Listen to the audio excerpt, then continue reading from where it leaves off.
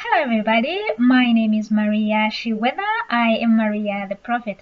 In today's video, I would like to inform you that I will be coming up with some series that I'll be sharing information with you on my testimony of Prophet TB Joshua. Now, the whole time I've been recording, I was trying to get to the actual testimony, my actual testimony of Prophet TB Joshua. But I was thinking by this time I have at least gotten closer to the actual testimony. I didn't know. This is how I thought. I thought I was going to have it easy. I didn't know I was still going to be in war. War was not going to stop. And up until this time. So, but like you have seen, I haven't recorded much this whole year at all. This is because it was very hectic on the ground. There were many different types of wars on the ground, and they were all had to be put aside, like to be handled. So now, having done that, on June 11th, which was just yesterday, I was given a treat. The war was won and I was given a treat. So this treat is a shortcut that I could skip some of the content that I have actually recorded them, and some I was supposed to record. So I can skip that and record a few series and actually get closer to my actual testimony of Prophet TB Joshua of the Synagogue Church of All Nations, Lagos, Nigeria, which was the main aim of recording or starting to record in the first place. So now, Maria the Prophet is going to share with you, before the actual testimony, there are things that I cannot leave out. My case was assigned to Prophet TB Joshua of the Synagogue Church of All Nations in the end, but it could have been also assigned to Prophet Jeremiah Omoto Fufeyin of Mercyland. People of God, I don't have a word for that man of God. So in the videos I'll be recording, I'll be sharing with you the relationship between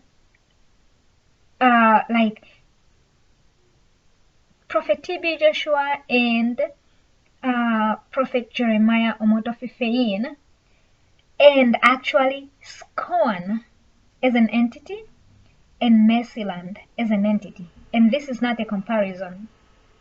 I will not be talking about comparisons here. No, it's something else. So this is part of the actual testimony. That very part is part of the actual testimony. And just to let you know, I have never been to Nigeria yet. I have never spoken to Prophet Jeremiah Omoto Fufeyin, but the information I'll be giving you will shock you. But this is how my life was. I lived my life in the spirit for the past 7 years now. So the second thing I'll be recording about, because of Prophet Jeremiah and Prophet TB Joshua here, I will be recording something a little bit about Prophetess Yinka. I'll be talking about Prophetess Yinka herself in the series to come, but there's a part that I need to talk about her that concerns these two entities. There was a case that came about not too long ago. That was just before she became a prophetess, or or on the day, actually that case started way back in 2017, but manifested the day she became a prophetess. So I'll be talking about that, and I'll explain to you how things happened and how they were resolved, and how the meaning of things. Because sometimes you see a prophet talking, but you don't really know the meaning. The meaning, most of the time, the meaning fall to the ears, to our intelligence, so to say, to our natural intelligence, which is different from when I'm watching. I don't watch a full service. I watch, like, I am programmed only to see some stuff. And because of time and what is on the ground for me, it usually just goes directly to that. So a prophet will be speaking. As he's speaking, I'm getting the meaning, or I'm getting the confirmation of something that just happened in the past, or I needed confirmation about, or happened and I didn't understand. So I'll be getting confirmation. So that's how it works for me. And this is now a prophet TB Joshua. This is Prophet Jeremiah. These are prophets. And I am the one here. You have never heard of me preaching anywhere, but this is what I'm telling you. Like, their messages are being interpreted to me. Whatever they're saying that concerns my case, they will not say Maria, but if it concerns my case, usually it comes to me first, but then I have to hear it also from their mouth. And it could be just a sentence. It will be a sentence that will not even make sense to you, if it's not about you at all. But to me, it's a sentence that I have to listen. Just one sentence, I can listen to that sentence for like the whole month. I get the meaning, but that meaning still has to sink into my spirit and be written on my case, on my, how do you say? I don't know whether to say in my book or about me. I don't know how to say it, but it still has to be written and sealed for me. So such things. And then the main thing I was given here yesterday was to record the case of Prophet TB Joshua and Christopher Orji. So now here I will be recording the best possible experiences I had from the Synagogue Church of All Nations when it comes to that man of God, Prophet Christopher Orji. And I'll be recording about the worst possible experiences a human being can ever experience from him. And I'll be recording what I would just title as probably the luckiest human being alive, Christopher Orji. But this is a man, before you here, this is not where you need to think, where you need to apply your intelligence in thinking, because you will not have an answer. You will not understand anything in full here. The one thing I can tell you about is Christopher Orji. When he was at the Synagogue Church of All Nations, this is the man who breathed life into my nostrils. Imagine the kind of case I had for that to happen. But he is the same person. I am just telling you the worst possible experience a human being can experience was also done through him, for Prophet TB Joshua.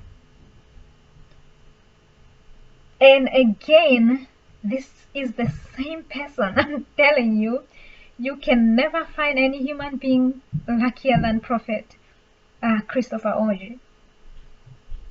So I will be explaining all these things from my angle, what involves me, like what I did, what Prophet TB Joshua did, what Christopher Orji did. So he's the person I spoke to in the synagogue. For the most part. For a long time, I didn't know his name. For the longest time, I didn't know his name, but I knew his voice. Because my case is one that I don't get to know people's names. You don't really get to know their names anyway on the prayer lines. But I know the voice. Like my natural body knows the voice, but my spirit knew his voice.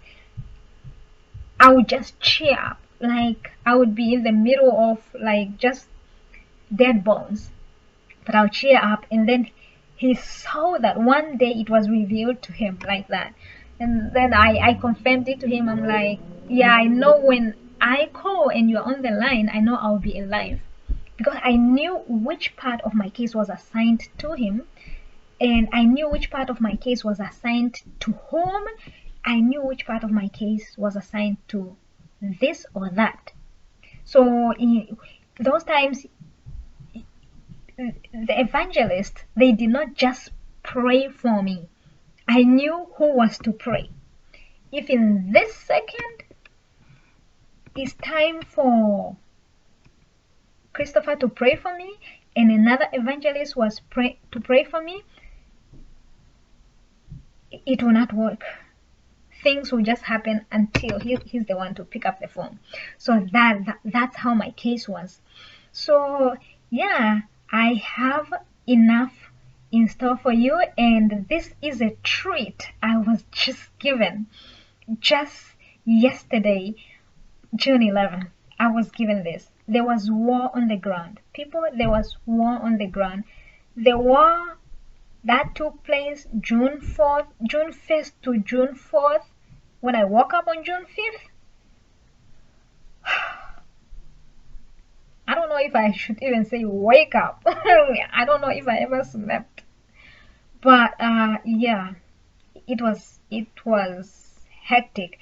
But it's all over, and all the preparations for the world news, the news that will shock the world, they are all underway, and everything,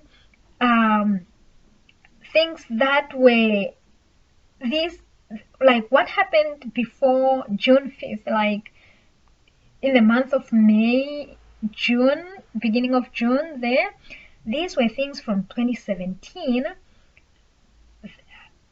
They got sealed around that time. So it's people, it's great. I'm smiling.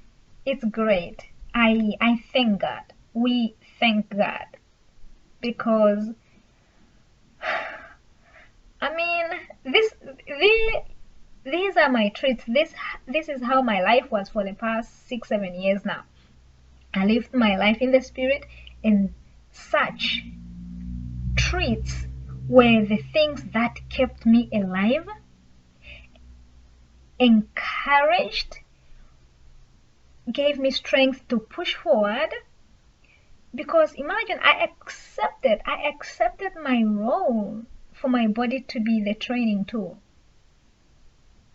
That's not easy. A hammer is hitting your head any time, any minute. Your bone is breaking any time, any minute. So it wasn't an easy thing at all. But with God, everything is great. It's beautiful when it's done. And when you know that you are part of that, that is the joy that nobody can take away from you. So thank you again for watching. My name is Maria Shiweda. I am Maria the Prophet. And stand by for the series. I'm given a window. I don't know how long that window is. but I'll try to record them. Um, even if it means I can post 2 a day, I will do that just to cover that. To make sure I cover them and I give you as much information as I can. Again, thank you. My name is Maria Shiweda. I am Maria the Prophet. Thank you for watching. Thank you for standing by. God bless you and God keep you under His mighty hand. Thank you.